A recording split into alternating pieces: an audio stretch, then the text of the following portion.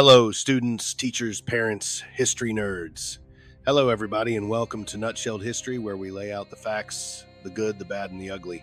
We are continuing our ancient history series by looking at new ways of life. Don't forget that there's a link for a fill-in-the-blank worksheet in the description. I just ask that you like and subscribe. I apologize for any mispronunciations ahead of time. I do my best.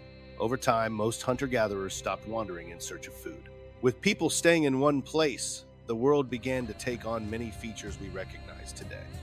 Where did farming begin and how did it spread? Most historians believe that southwestern Asia became the first center of agriculture about 10,000 years ago.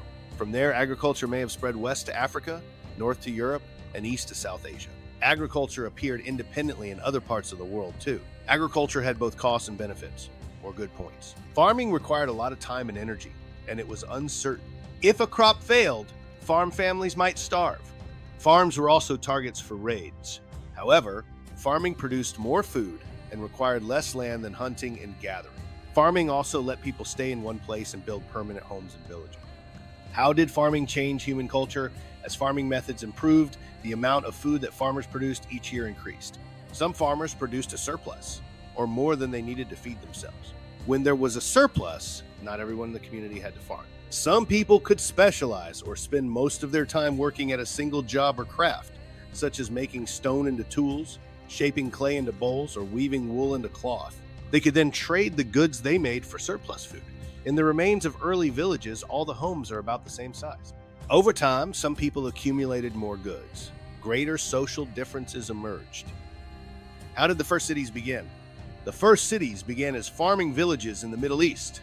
Many historians consider Uruk to be the world's first city. It was founded between about 6,000 and 7,000 years ago and had more than 40,000 people at its height. While villages did not need a complex government, Uruk had a strong, well-organized government.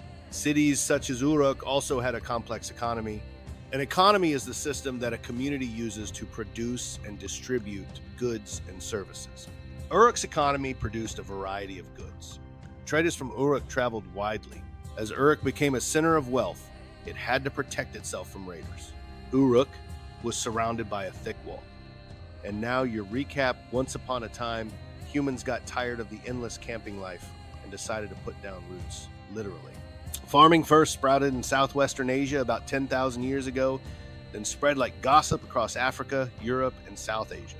While it came with downsides like crop failures and the occasional unfriendly neighbor raid, farming let people settle down, build villages, and grow more food on less land. With food surpluses, some folks ditched the hoe and became specialists: pottery pros, weaving wizards, or tool makers, trading goods instead of chasing dinner. Early villages were pretty equal, but eventually, some people got richer and probably smugger, leading to social differences. Then came cities like Uruk, history's first big urban hotspot, complete with over 40,000 residents, a booming economy, a sturdy wall, and finally a government to keep it all from turning into a giant, ancient block party gone wrong.